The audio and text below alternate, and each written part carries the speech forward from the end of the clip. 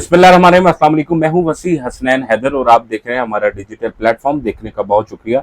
सादकाबाद की हदूद का एक वाकया है और सीएम पंजाब साहिबा खुद भी खातून हैं और सीएम पंजाब साहिबा ने बहुत सारे इकदाम किए हैं खवातीन की सिक्योरिटी के लिए।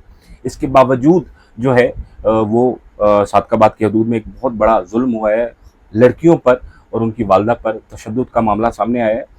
आज जो मुहाफिज हैं वो खुद ही तशद्दुद करने को आ गए। इस हवाले से हमारे साथ एक खातून मौजूद हैं। अस्सलाम वालेकुम जी। वालेकुम सलाम। सबसे पहले अपना नाम बताइएगा। मेरा नाम समीना शाहीन। अच्छा, किस हदूद में आप सादकाबाद की रहती हैं? सादकाबाद ये कुरी रोड का एरिया आता है, मदनी मस्जिद के करीब। तो यहाँ पे मनशात फरोशी और जिस्म फरोशी के धंधे पुलिस की सरपरस्ती में चलते हैं।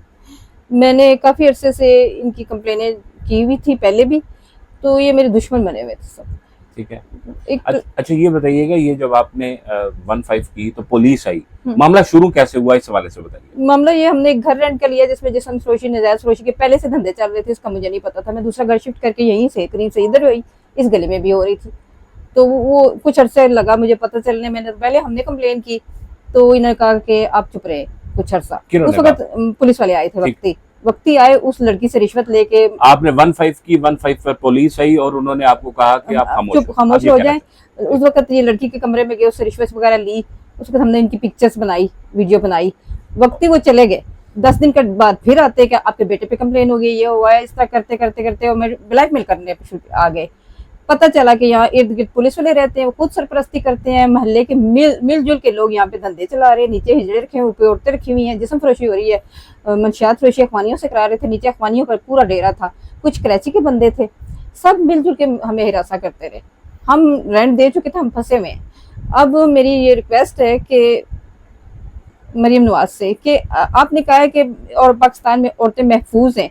ये मेरी यंग बच्चियों का क्या कसूर था कि पुलिस वाले जो आपने मुहाफिज बनाए हुए, पुलिस को इसलिए रखा हुआ है कि मतलब हम हमारी जो है तो वो करे। हाँ, पुलिस के तशद्दुद का जो मामला आपने बताया और आपने उसकी वीडियो फुटेज भी हमारे पास मौजूद है, ये मामला कैसे शुरू हुआ कि उन्होंने आप पर तशद्दुद क्यों किया? पुलिस ने हमारे कत्ल का प्लान बनाया था। अच्छा सर, यहाँ उन्होंने कत्ल का प्लान बनाया था। हमें फोन आ गई थी कि आपका कत्ल होने वाला है। फिर भी मैं पुलिस वाले को कह रही हूँ, जब वो कॉल कर रहा है कि आप आए, तो मैं कह रही हूँ कि हमें एक कॉल आई है कि आप हमें मार तो नहीं दोगे?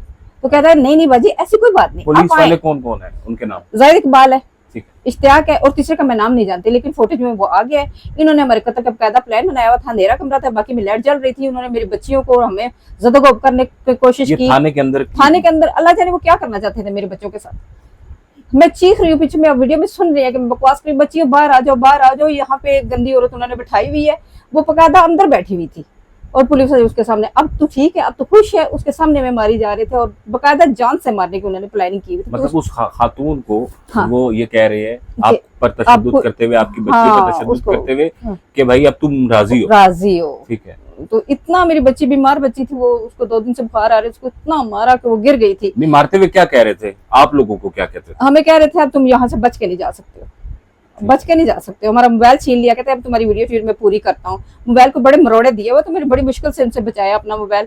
उन्होंने मेरा मोबाइल वो वाला क्रैक कर दिया जिसमें उनकी वीडियोस थी। तो आपने उनको ये नहीं कहा कि भाई हम सीपीओ के पास भी पेश होंगे? मैं सीपीओ के भी, आरपीओ के पेश होकर थक गई। मेरे पास उनकी रसीदें हैं सर, ये सारी ऊपर तक मिले हुए हैं। यहाँ के जो पुलिस वाले हैं ये खुद मुलव्वस हैं। यहाँ जो भी शकरियाल में जो धंधे चल रहे हैं, यहाँ के इलाके के पुलिस वाले और इलाका काउंसिलर खुद मुलव्वस है। हर गली, एक गली छोड़ के दूसरी गली में मंशियात फरोशी, जिस्म फरोशी के डेरे चल रहे हैं और पुलिस की सरपरस्ती में चल रहे हैं। और खासकर ये शकरियाल तो अखवानियों से भरा हुआ है। यहाँ सप्लाई करती है अखवानी और कराची वाले कुछ बंदे इन्होंने रखे हैं टारगेट के लिए। जब बंदा कोई आवाज उठाता है उनको टारगेट करा देते हैं। अभी पिछले महीने की बात है कि 20 तारीख को यहाँ 3 औरतें जली, पूरी फैमिली मतलब हॉस्पिटल में ही कुछ दम तोड़ गए हैं। लेकिन ये मामला उठा ही नहीं, क्योंकि यहाँ के काउंसिलों ने यह मिली भगत करके दबा दिया। ये मामला भी दबा दिया। 20 तारीख का पिछले महीने की वाकया है। अब आपको भी खतरा है इसी तरह का वाकया आपके साथ? हमें थ्रेट मिल रही है फोन पे। ठीक है, तो वो भी मैंने आप क्या अपील करना चाहेंगी सीएम पंजाब साहिबा से और सीपीओ? और मेरी सीएम पंजाब से ये रिक्वेस्ट है कि मैंने सुना था कि आप औरतों की बड़ी सुनती है। ये देखें हमारे साथ क्या हो रहा है। अगर हम औरतों की कोई सुनाई है तो हमारे साथ भी कोई इंसाफ होना चाहिए।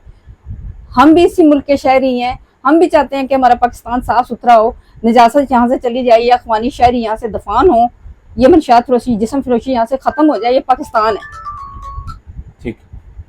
तो हमें इंसाफ चाहिए। मेरी रिक्वेस्ट है कि मेरी बच्चियों के साथ जो हुआ है इस चीज का पुलिस से लाजमी जवाब, उन पर FIR होनी चाहिए, उनको जेल के सलाखों के अंदर होना चाहिए और जिन लोगों ने ये करवाया उनको भी करार वाकई सजा देनी चाहिए। जी, आपने जानी है इनकी वालदा की गुफ्तगू और क्या कर रही है ये मुहाफ़िज़ पुलिस और क्या चाहती है मुहाफ़िज़ पुलिस। सीएम पंजाब साहिबा से भी इन्होंने अपील की है, CPO जो है हमारे सुखेरा साहब, उनसे भी इनकी दरख्वास्त है कि इनको इंसाफ दिया जाए, इन पर जो बहबाना तशद्दुद किया गया है इस हवाले से इनको इंसाफ दिया जाए और इस मामले की प्रॉपर इंक्वायरी की जाए। इसी हवाले से जो भी अपडेट्स आती रहेंगी साथ साथ आपको अपडेट्स करते रहेंगे। सादकाबाद थाने के हवाले से जो ये मामला है, इजाज़त दीजिए। अल्लाह हाफ़िज़।